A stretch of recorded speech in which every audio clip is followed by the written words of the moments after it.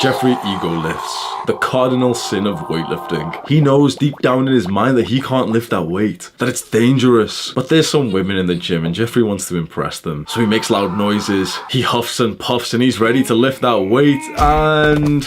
ouch. Not only has he injured himself, but he also might have injured some other innocent gym goers around him. Jeffrey needs to implement the mindset that you're gonna learn from this video. Adonis is strong, muscular, and sexy. You see him lifting the heaviest weights, and so you want to copy him. You load up the bar, and then you feel a hand on your shoulder. It's Adonis. He gives you a piece of wisdom that stays inside of your mind for a while. You don't need to impress me, son. Longevity is the key. He helps you take off most of the weight to get to a weight that you can comfortably and safely use. And that's how you make progress day in and day out, till eventually you're looking pretty damn strong yourself. Alright, so it's 2019 and I'm going to the gym with my friend Bu. I remember it was a cold day. There was like a 5-minute walk to the gym and I'm wearing like these fucking short shorts. And this was before I started properly training legs. Like, you know, I'd train legs like it was supposed to be twice a week, but it would be more like twice every 2 to 3 weeks or some shit. I'm walking there, it's fucking freezing. We get in the gym, no stretching, no real warm-up. We go on leg press. My form's not that great, range of motion is kind of like not full, and I'm matching his weight. And he was like built bigger than me, but it was this ego because I had been lifting longer than him, so I felt like we should at least be able to use the same weight. If not, I should be stronger. I should be stronger than him technically. Leg press is fine, it's like hard as f, but then we go on to do RDLs, Romanian deadlifts. He loads up his deadlift weight, which I still remember was 2 red plates. I think it was 2, or maybe it was 1 red and 1 blue on each side, which equals to 120 kilograms. He does his set of RDLs, he's looking nice and clean, like that's some good strength as well, 120 kg, like nice slow reps. I'm doing it and it's like, it's very fucking heavy for me. And so my form's not that great. I'm like stretching the hamstrings, but I don't really feel it in my hamstrings too much. My back is curled. I do like a set of like 5 reps, back's all twisted and shit, and you know, it's not feeling so great. He does it again, his form's looking good, but you know, I didn't have the confidence or the humility to just kind of take more weight off. In the second set, on the first rep, something literally just fucking snaps. And I think I still have the video clip, so we'll play it now. At the moment of the snap of my hamstring, there's like a loud snapping noise, and I'm pretty sure that that noise is like, you know, somewhere else in the gym. I know it's from my fucking muscle, but like it happens at the exact same time, and I remember it being fucking painful.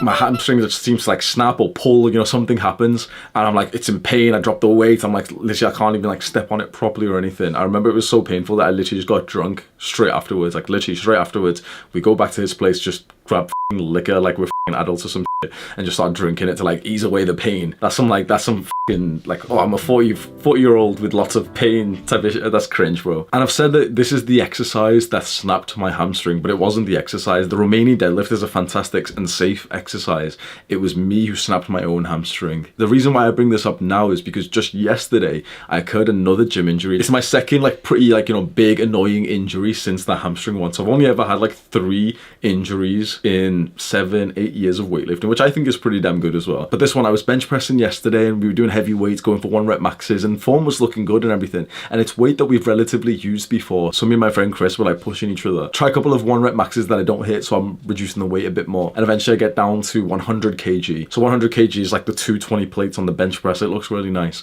and I've hit this weight multiple times, like many times for sets of 3. Today I'm feeling kind of tired, so I hit it for 2, do a couple of sets. Then eventually I'm going for the final set. I re-rack the weight without me even pressing it or bringing the weight down. Something just fucking twinges in my shoulder and my neck straight away. It's just painful as f. So I rack the weight and it's just like I literally can't even move my neck. Like even right now, like this is the range of motion that I have with my neck right now before it hurts. Like there, that's as much as I can move my neck right now. It fucking kills.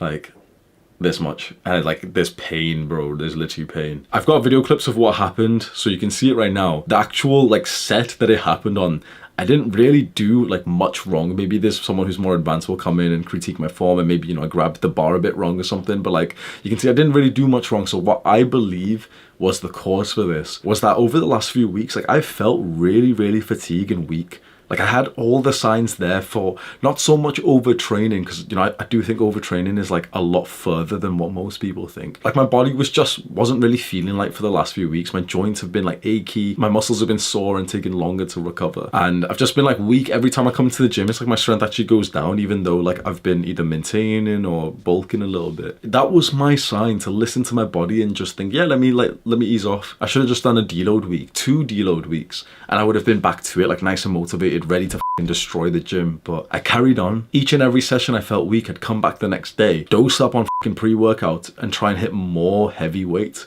more 1 rep maxes. Like, how silly is this? I wasn't feeling right and I attempted multiple 1 rep maxes whilst like my joints weren't feeling so good. It's a rookie mistake, and it's like, it's so weird for me to be like saying this, because it's like, you know, I'm years into this and like I should know better. But sometimes you can just kind of get into the flow of things. You can be hyped up for the gym and you kind of forget so essential like safety protocols. If you've been going to the gym for a while, like let's say more than a couple of years, listen to your body. Like your body will tell you when you should take time off the gym. I know that I end every one of my videos by saying do the hard work, especially when you don't feel like it. Honestly, after a couple of years of going to the gym, you don't really need to listen to that quote anymore, because sometimes like you don't feel like going to the gym and it's like you actually shouldn't. Now, if you're a complete beginner, if you've been going to the gym consistently for less than 1 or 2 years, then yes, follow the quote. You must keep increasing your discipline, and it's like your mind is going to convince you to take time off the gym when you didn't actually need to. But if you're more advanced, you should probably listen to your body. What I love about my personality is the humility I have. I came home from that injury, you know, in pain and everything. First thing I did was grab my journal out and like journal literally,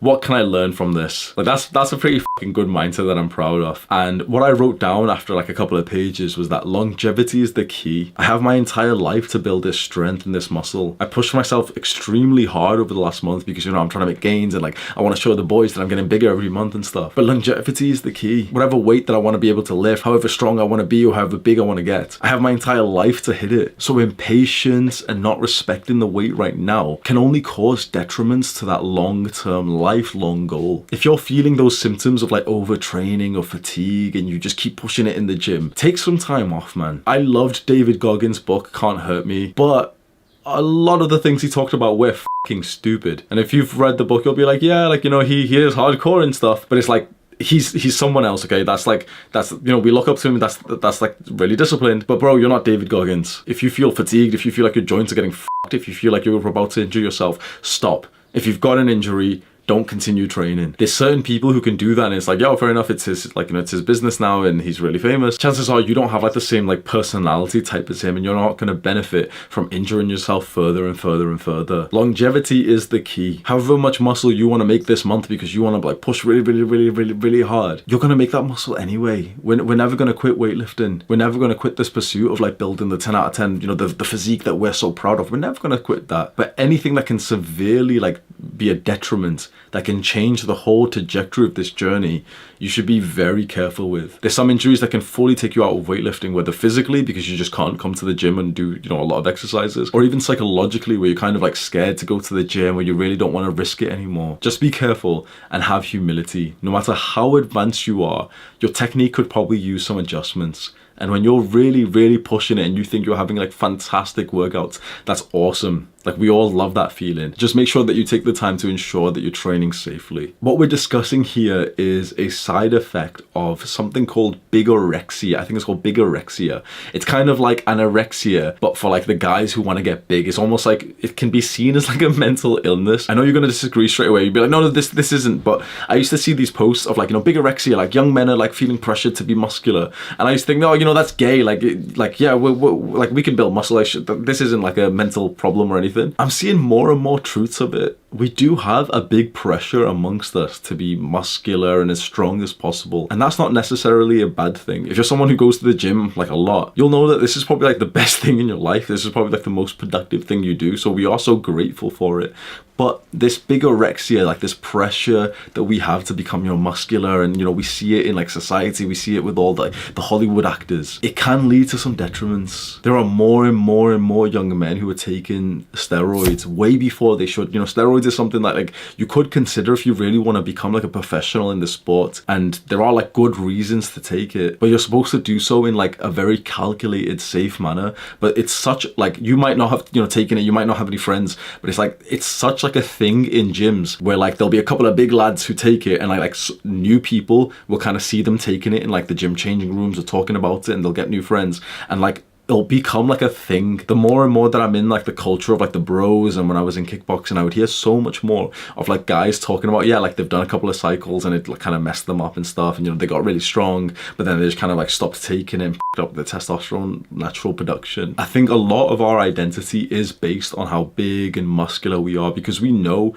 that we do get like more respect from other people if we are bigger. We know that we get more options when we're dating, and it just makes us feel like good about ourselves to feel physically strong. It's great to be obsessed with fitness. It's probably the best thing that if you're gonna become obsessed with something, make it fitness. But make sure that you get obsessed with all parts of it, which will aid your growth. So don't just become obsessed with training, you know, training really hard. Also get obsessed with recovering. Get obsessed with making sure that your sleep is like fantastic. Get obsessed with your nutrition, learning and experimenting with how different foods impact your body. Be obsessed with great technique for all the exercises that you do. This is a truly beautiful journey, and we don't want any of our boys to have to take weeks or even months out because you just kind of like overlooked the safety aspect of things. So I'm gonna rest up for about a week now, and it honestly, like, I know a week doesn't sound like long, but it is quite psychologically like saddening to know that I'm not gonna go and do like my favorite part of the day for the next 6 days. I'm taking a rest day today, and you know, I'm being productive and stuff, but like I'm literally physically in pain, but like I'm missing like my favorite habit of the day. You don't want to train so hard and injure yourself, and then, you know, for the pursuit of gains and because you love the gym, and then